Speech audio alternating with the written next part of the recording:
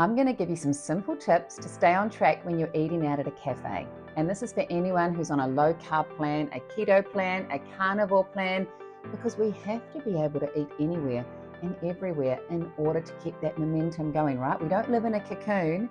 So let's talk about how you can stay on track no matter where you are so you can keep making progress towards your goals.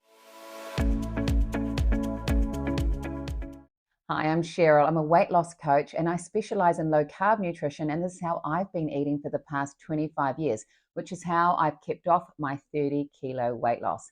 So I'm a huge fan of low carb, and especially when I see the amazing results it gives my clients.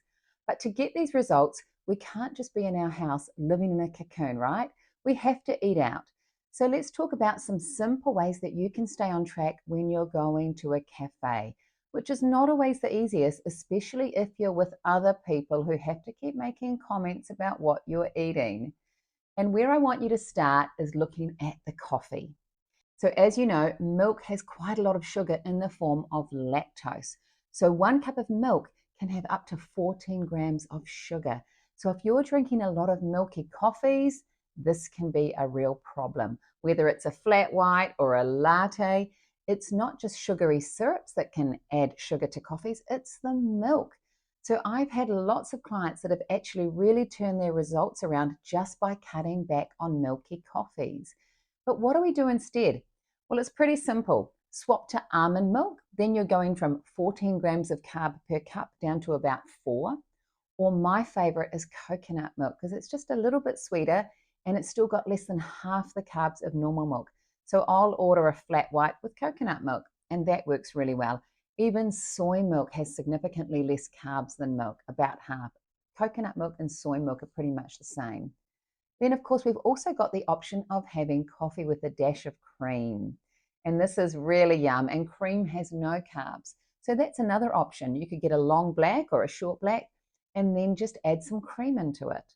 So these are some really nice ways that you're going to reduce the carbs straight away so that if you're going out for a coffee, you can stay on track with your plan and you're not going to end up blowing it. And you don't just have to have a herbal tea. There are plenty of options to actually reduce those carbs so you're not going to break your carb allowance for the day. If you're going somewhere where you know the cabinet is filled with pastries and cakes and slices and there is literally nothing that's going to work, this is where I often have a little sneaky muesli bar in my handbag and I take it with me. So I'll order a coffee and then I just get out my own little bar and eat that. And that has been a really saving grace to be able to do that sometimes, especially where there is literally nothing else in the cabinet that I can order. So have a little sneaky option. Maybe you might have a couple of squares of dark chocolate that you have with your coffee, a protein bar, or some nuts. Anything that you can take yourself and then just discreetly get out. I'm sure they're not going to notice, and at least you've already still offered your coffee. So this is just another way that you can stay on track, and it's going to be really easy.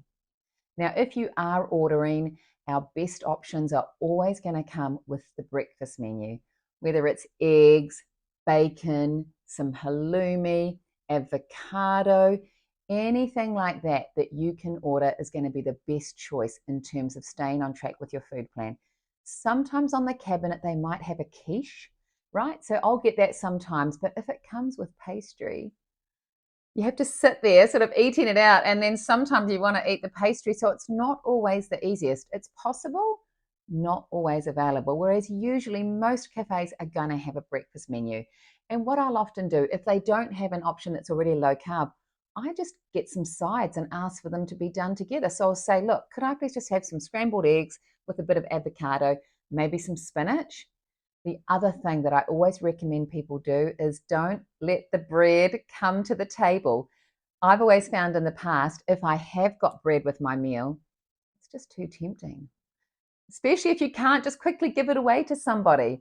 So I find it so much easier now. I'll just say to the waiter, look, please, I don't want the bread. Can I swap that out for some extra spinach or something else, or just leave it off? Because once the bread's on the plate, it's so easy to then do the old, I'll just have a little bit. I'll just have half. We don't want to do that. We want to be able to stay on track. So ordering sides is a really great way to put together a simple meal. Don't get the hash brown. Don't get the bread. You can have that another time, or maybe when you're at your goal weight.